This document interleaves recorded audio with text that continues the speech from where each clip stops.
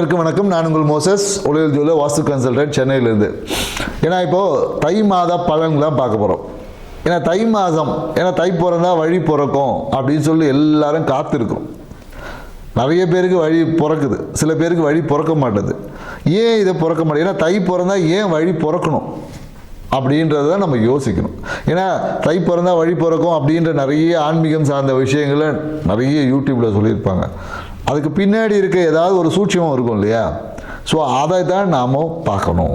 அதை பற்றின சின்ன ஒரு 2 நிமிஷம் பேசுவோம். அதை பார்த்துட்டு நம்ம அடுத்த ராசி பலன் என்னன்னு போகலாம். ஏன்னா தை பிறந்தா வழி பிறக்கும். ஏன்னா காலபுருஷ தத்துவத்திற்கு 10ஆம் இடத்துல சூரிய பகவான் சஞ்சரிக்கும் போது தான் தை மாதம் அப்படின்னு நம்ம சொல்கிறோம்.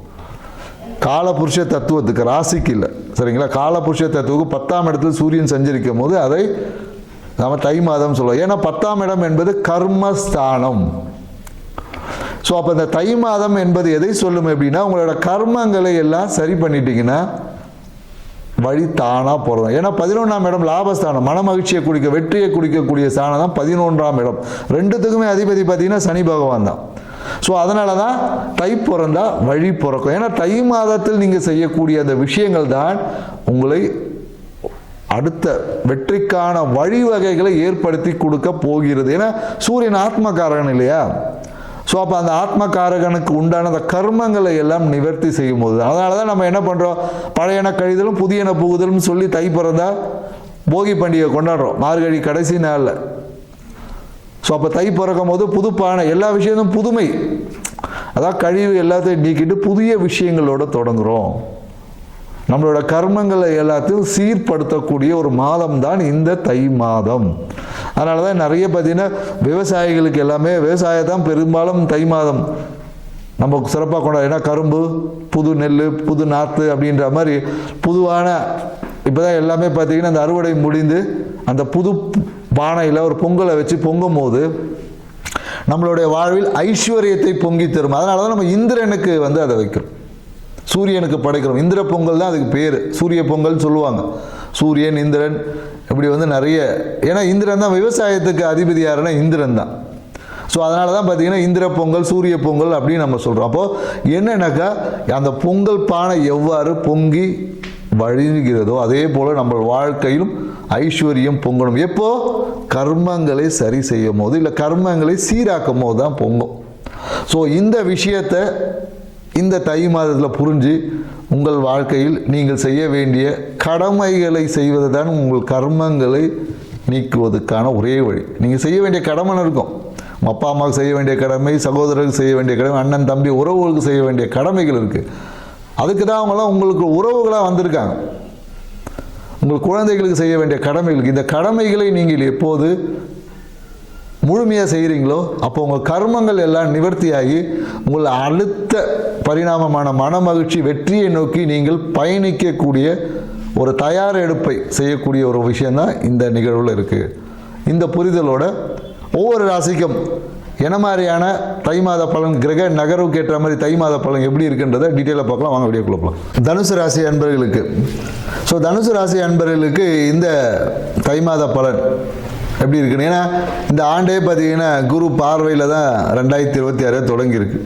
ஸோ அப்போ இந்த காலகட்டத்தில் பார்த்தீங்கன்னா தனுசு ராசிக்காரர் எல்லாமே நான் சிங்கிளாக இல்லை அப்படின்ற மாதிரி எப்போது ஒரு கூட்டத்தோடவே தான் இருப்பாங்க. நீங்கள் கூட்டம் சேர்க்கலனா கூட உங்ககிட்ட ஒரு கூட்டம் சேர்ந்துடும். ஸோ அந்த மாதிரி அமைப்பில் தான் இருக்கும். நீங்கள் எங்கே இருக்கீங்களோ அந்த கூட்டம் என்பது உங்களுக்கு வந்துடும். ஸோ அந்த கூட்டம் சேரும் போது நிறைய மகிழ்ச்சியான விஷயங்கள்லாம் பேசி இது பண்ணியிருப்பாங்க. ஸோ இந்த தை மாதம் தேவையற்ற விஷயங்களை பேசி சிறிய கசப்புகள் வருவதற்கான வாய்ப்புகள். ஏன்னா ரொம்ப சொல்லுவாங்க, ஊர் ரொம்ப ஒட்டி உறவாடினாவே அதுவே ஒரு சிக்கலை ஏற்படுத்தும் சொல்லுவாங்க. ஸோ அதே மாதிரி தான் அதிகப்படியான விஷயங்களில் கலந்து வரும்போது அது ஏதோ ஒரு சிறிய ஒரு மன கசப்பை ஏற்படுத்தும். ஸோ அந்த மாதிரி பார்த்தீங்கன்னா நிறைய நண்பர்கள்கிட்டும் தேவையற்ற கருத்து வேறுபாடுகள் வரலாம். உறவுகளில் ஒரு சிறிய கருத்து வேறுபாடுகள் வரலாம். ஏன்னா கணவன் மனைவி சார்ந்த விஷயத்தில் பார்த்தீங்கன்னா சின்ன ஏதாவது ஒரு தேவையற்ற போகும்போது அப்படி ஏதாவது ஒரு போட்டு போயிருப்பாங்களே சொந்தக்காரங்க, அந்த மாதிரி ஏதாவது ஒரு விஷயங்கள் இந்த தை மாதத்தில் வருவதற்கான சாத்தியக்கூறுகள் இருக்குது. மேலும் தந்தை வழியில் திடீர் வருமானங்கள் எல்லாமே இருக்கும். இஷ்ட தெய்வத்தை இந்த காலகட்டத்தில் நீங்கள் இஷ்ட தெய்வ கோயில் போயிட்டு வந்தீங்கன்னாவே பணம் வரும். ஆனால் போகிறதுக்கு தடைகளும் வரும். சில 3ல் இருக்கக்கூடிய ராகு பகவான் என்ன பண்ணுவாருன்னா எல்லாத்தையும் பிரம்மாண்டமாக செய்யணும். எதை செஞ்சாலும் சிறப்பாக செய்யணுன்ற மாதிரி எதை செஞ்சாலும் தனுசு ராசிக்காரர்கள் ரொம்ப பிரம்மாண்டமாக செய்கிறேன்னு சொல்லிட்டு அதனாலேயே இவங்களுக்கு பொருளாதார பிரச்சனைகள் வரும். என்ன சொல்லுவாங்க இல்லையா, கல்லடி பட்டாலும் படலாம் கண்ணடி படக்கூடாது. அது மாதிரி இந்த கண் திருஷ்டியால் அதிகமாக பிரச்சனையை சந்திக்கக்கூடிய ராசி பார்த்தீங்கன்னா தனுசு ராசியே இந்த காலகட்டத்தில் இருக்குது. ஏன்னா இப்போ தான் இந்த காலத்தில் நம்ம தான் நல்லா இருந்தால் ஒருத்தருக்கு இம்மிடியேட்டாக வந்துடுது இல்லையா. ஸோ எல்லாம் இருந்தாலும் உங்களுடைய குரு பார்வையால் ராசி அதிபர் குரு 7ஆம் இடத்துலேருந்து பார்க்கலால உங்கள் நண்பர்கள் சூழ்நிலைகள் மூலமாக எல்லாத்தையும் ஓவர் கம் பண்ணி ஜெயிச்சிருவீங்க, என்ன பிரச்சனைகள் வந்தாலும். ஸோ அதனால் என்னென்னாக்கா சிறு சிறு பிரச்சனைகள் இந்த மாதிரி உறவுகளுக்குள்ளே வரும். அதுக்கெல்லாம் பெரிய ஃபோக்கஸ் பண்ணக்கூடாது. அது பெரிய விஷயத்தையே நீங்கள் சிம்பிளாக சரி ஓகே அடுத்த மாதம் பார்த்துக்கலாம் அப்படின்னு நகர்ந்து போயிட்டீங்கன்னா உங்களுடைய உறவு முறைகளுக்குள்ளே நிறைய மகிழ்ச்சி இருக்கும். அப்படியா அது என்ன அதை சொல்லு அப்படின்னு சொல்லி உட்காந்து அது ஹிஸ்ட்ரி எல்லாம் கேட்டு உங்கள் மனதையே நீங்கள் கெடுத்துக்கிட்டிங்கன்னா அதுவே உங்களோட பிரச்சனைக்கு ஒரு வழியாக அமைஞ்சிடும். எல்லா பிரச்சனையே வெளியில் போகிற ஓனான தூக்கி வேட்டியில் விட்டுற கதை மாதிரி ஆகிடும்.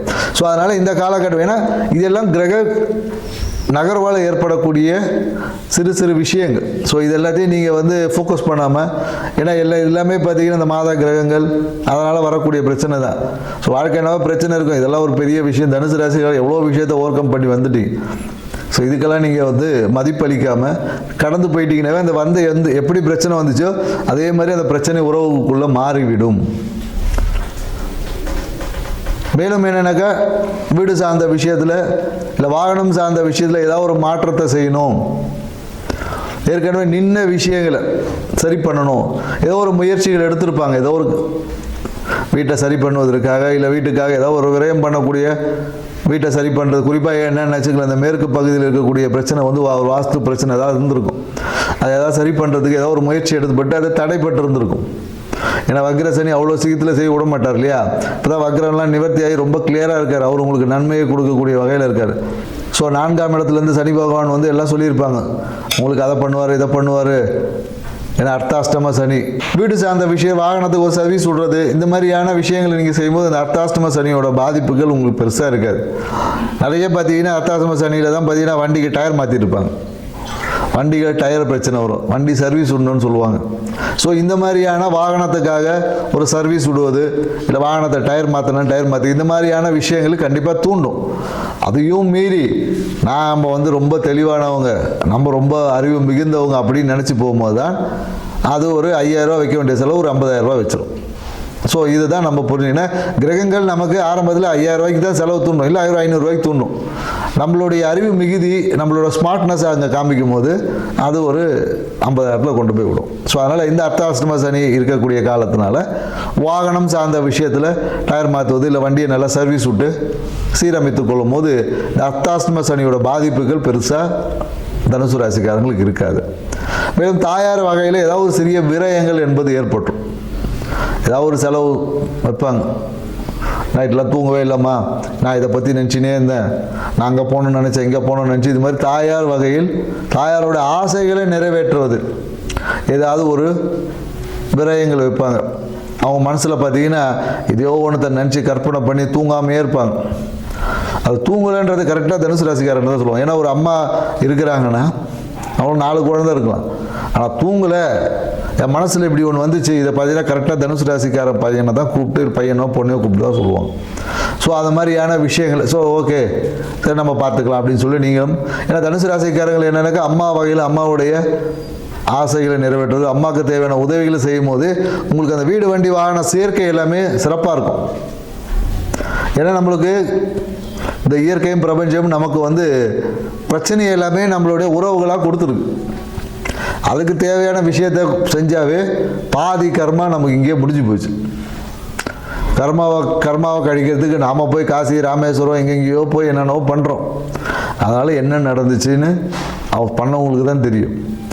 ஆனால் நம்மளை சுற்றி இருக்க உறவுகளே கர்மாவை நீக்குவதற்கான எளிய பரிகாரத்தை நம்ம உறவுகள் மூலியமாகவே இந்த இயற்கை அமைச்சு கொடுத்துருக்கு. இப்போ நல்லா பார்த்தீங்கன்னு வச்சுக்கங்களேன், ஒரு பேங்க் ஒன்று இருக்குது, அந்த பேங்க்கில் நீங்கள் அக்கௌண்ட் ஓப்பன் பண்ணாத வரையும் உங்களை கூப்பிடவே மாட்டான். அந்த பேங்க்கில் ஒரு கடன் வாங்கி பாருங்கள், அதை கட்டாமல் விட்டு பாருங்கள், எத்தனை ஃபோன் அடிப்பான் தெரியுமா, வீட்டுக்கே வந்துடுவான். இதுதான் இயற்கை நமக்கு உறவுகள் கொடுத்துருக்கு. ஸோ இது புரிதல் நீங்கள் வச்சுக்கணும். ஏன்னா ஏன் உறவுகளால் தொல்லை வருது அப்படின்னு இந்த ஒரு நிகழ்வு போதும் உங்களுக்கு புரிதல் ஏற்படுத்துது. ஏன்னா கடன் வாங்கிட்டா பேங்க்கில் விட்டுருவானா, காசு போட்டால் கூட சும்மா இருப்பான், கூப்பிட மாட்டான்.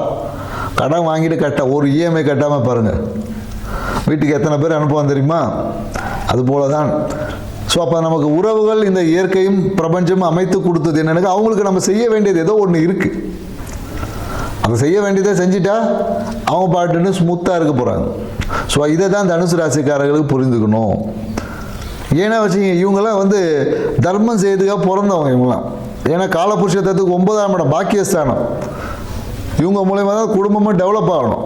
ஸோ அப்போ இவங்க மூலயமா தான் நிறைய தர்மங்கள் செய்யணும். அதனால் என்னென்னா தனுசு ராசிகள் செஞ்சுட்டு எதிர்பார்க்கக்கூடாது. நிறைய தனுசு ராசி நான் அதை பண்ணங்க இதை பண்ணுங்க, ஆனால் எவனும் எனக்கு எதுவும் பண்ண மாட்டேறான். உனக்கு எவனும் எதுவும் பண்ண மாட்டான், நீ தான் அடுத்தவங்களுக்கு பண்ணணும். இதுதான் தனுசு ராசிக்காரர்கள் புரிஞ்சுக்கணும். உங்களுக்கெல்லாம் யாரும் ஒன்றும் பண்ண மாட்டாங்க, நீங்கள் தான் அடுத்தவங்களுக்கு பண்ணணும். ஏன்னா நீங்கள் தான் பாக்கியஸ்தானத்தில் உட்காந்துருக்கீங்க. பேங்க்கு தான் அடுத்தவனுக்கு கடன் கொடுக்கணும். பேங்க்கு போய் அவங்ககிட்ட கடன் வாங்குமா? வாங்க அதில். ஸோ அது மாதிரி தான் உங்களுடைய விஷயங்கள். ஸோ அப்போ நீங்கள் தர்மம் செய்வதற்காகவே பிறந்திருக்கீங்க. உங்களை பிறப்பு எடுக்க வச்சிருக்கு இந்த இயற்கை. அப்போ பிறப்பு எடுக்க தர்மம் செய்யணும்னா அந்த தர்மம் செய்வதற்கான வசதிகளையும் கொடுக்கும்.